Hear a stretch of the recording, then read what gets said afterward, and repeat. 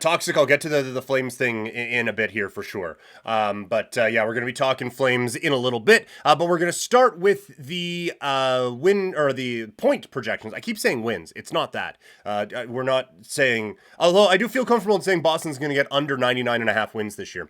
But this is the point totals that we're going to be running through. So, like I do for every other sport, going to run through each team. There's a couple that the odds just weren't there for.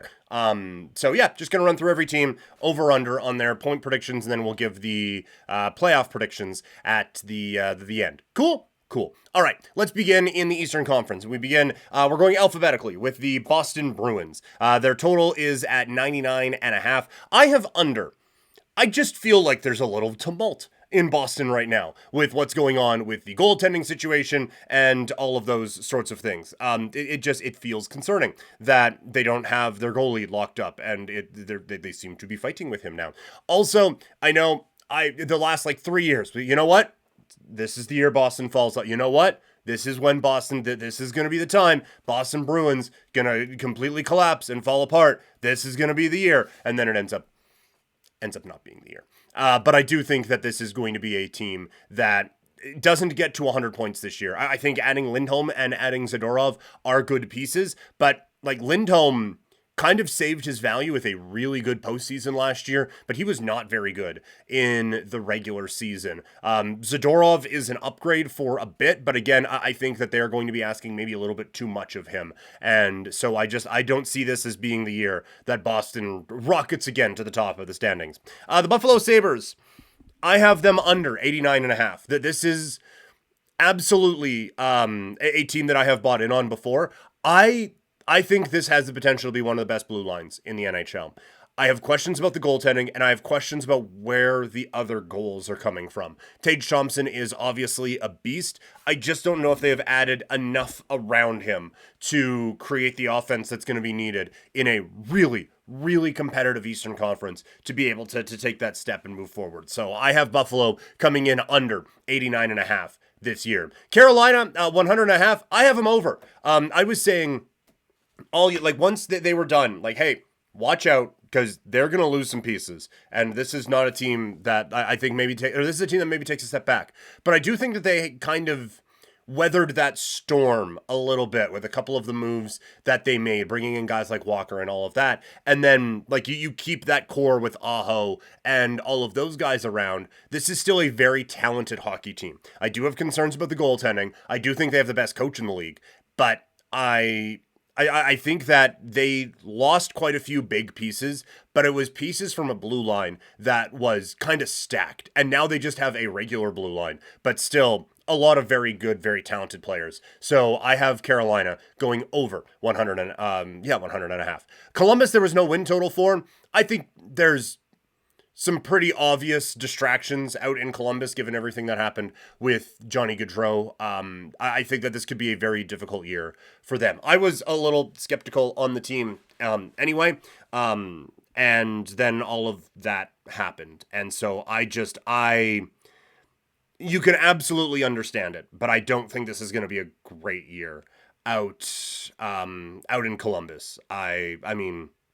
Yeah, it is a very difficult situation, and it feels glib to be analyzing what Johnny Gaudreau not being there means from a hockey standpoint, because it's obviously a very emotional, very raw story. But, I mean, again, from a hockey standpoint, he's not going to be there. Laine is gone. Monahan is there, but he's been banged up. I like a lot of the young pieces, but I think I think things have shifted dramatically out there for very, very obvious reasons. The Detroit Red Wings, I have them over 89.5. They were right there on the cusp of a playoff spot last year. I like so many of their pieces. And I get they have had a contentious offseason with some of their players as well. But there is, I just think, so much young talent on this hockey team. DeBrincat, that start that he got off to last year, and then things cooled off a little bit. But I do think that there is a lot of really high-end talent with this group. And I think they're going to be able to finally break through and make it back into the postseason. The Florida Panthers, their total is at 101.5. I have them going over that.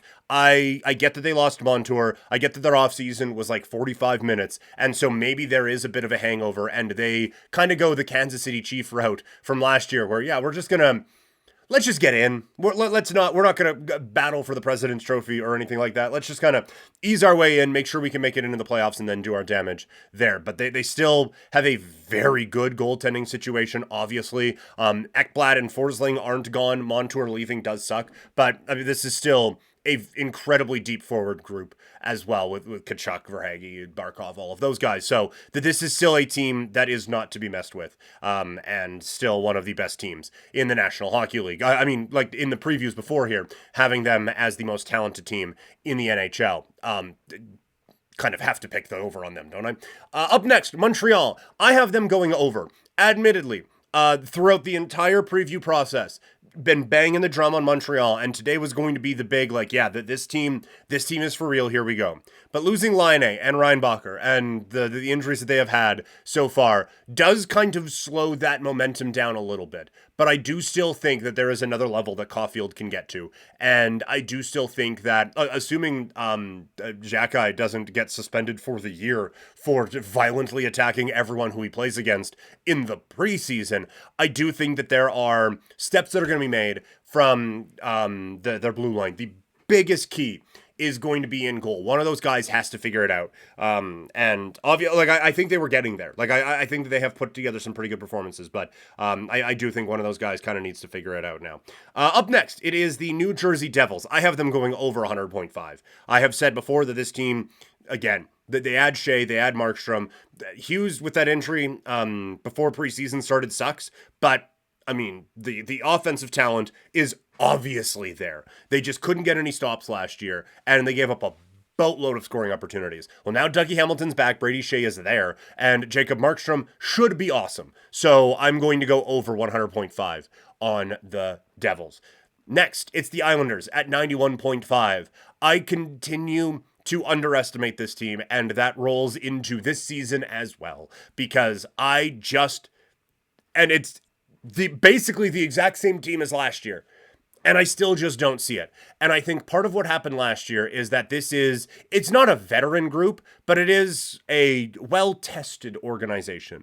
And as the game started to get a little bit more important, and all of a sudden Detroit's dropping big games, and but Buffalo's dropping big games, and all of those teams, they just kind of stayed the course. And so this isn't so much I think the Islanders are going to fall off, but I do think, like, Detroit's better. Obviously, I think Montreal is going to be better. I think the Devils are going to be better. And so I just think a few teams have kind of leapfrogged them a little bit, and that's going to knock them back. They do have pieces I like. Like, Barzell is really fun. Bo Horvat, I would take him on my team 1,000,000 times out of 10. I am a huge fan of his, and they have a couple guys on the blue line that you like as well, but I'm not there with them. Up next, it is the New York Rangers. Their total is at 100.5. I am there with this Rangers team, and we talked about it. I think one of the keys for this group this year is going to be the play of Kaapo Kakko. If he can be someone who we all thought he was going to be when he was taken he was second overall, right?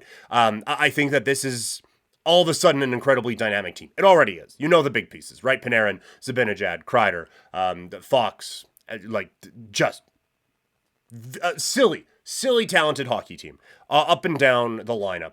Then you get the playoff experience of Lafreniere. I think they built out their bottom six really effectively to just have a deep team that is difficult to play against that can also play with a lot of speed and talent. And Lafreniere really kind of is the cherry on top of that. And if Kakko can kind of take a step here, then that is 100% a team that can go out and win the Stanley Cup. Ottawa, up next. I have them under 90.5. I think they figured out the goaltending situation, and maybe they did with going out and getting Ullmark, but Ullmark. Linus Ullmark. Oh yeah, Ullmark. But getting Ullmark, I think that does solidify the goaltending spot a little bit. And this is a flaw of mine, and I have addressed it. Anytime we do an accountability thing, it's like, yeah, you know what? Like, they made a move I didn't agree with. That doesn't mean the whole organization's going to shit. That being said, they got fucking boat raced on that Jacob Chikrin trade and just annihilated in that deal. And so I can't get there with this team. I want to, but I can't. Maybe if Norris is healthy, you can maybe get there, but there's still something missing in Ottawa for me. For Philadelphia, it is under 85.5. And to be perfectly honest with you, substantially under 85.5.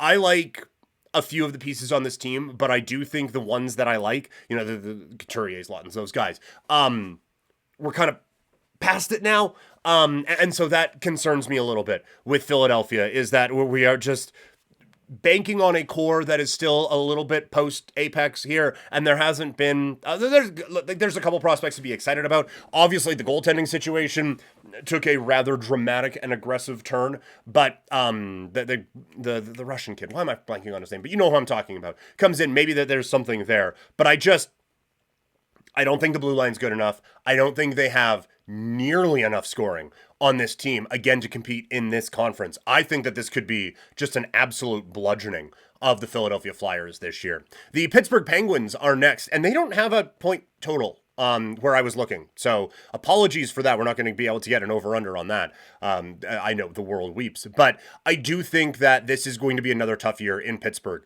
It looked like they were going to make a move between the pipes, and they kind of just didn't, which was strange. They signed Crosby to the extension, so their lease isn't that. But what makes you think that this is going to be a good hockey team this year?